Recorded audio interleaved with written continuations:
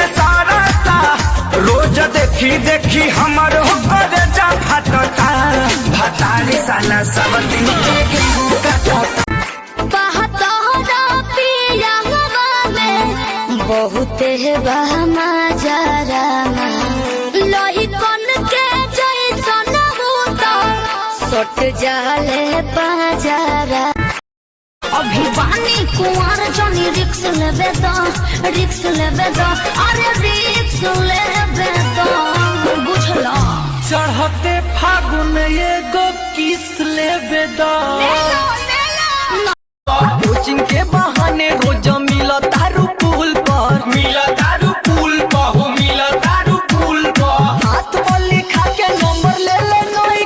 का भरोसा बाबी नहीं अब बात न हमसे हुई तू न ये मोर करी जे देले बड़ा तू जवन मोबाइल के ले जे अरे याद कर जहिया कुआर रहल हूँ पियावा से पहले झारस जब बाल सैया जी लागत का हमाल सैया जी बगली से निकाल सैया जी उड़ावत रुमाल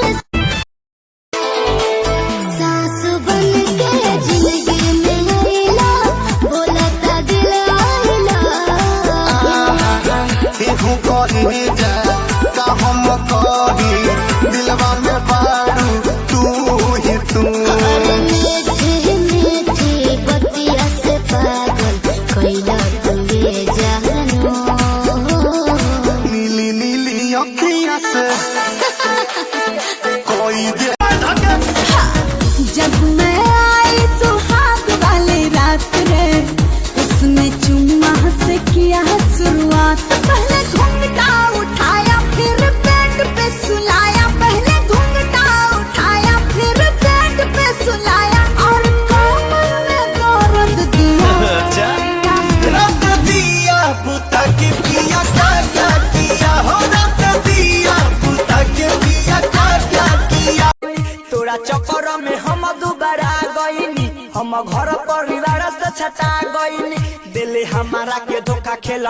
ले अनोखा तोरा चक्कर में लगाइले हम फंस गई हाय रे मल्ला फंस गोर गोर बाल लंबा काला काला दास रसवा से भरल हो खबला लेला तो ही लागे लगा हो सबसे कम बोला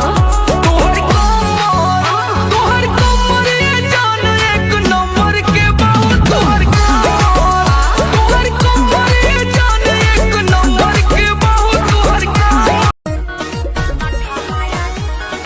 ऊपर बाहे माल बाबू नीचा बाबा खाई खुले जदी सटर त जई बसा माई अरे खोल दतनी देखी हम हाँ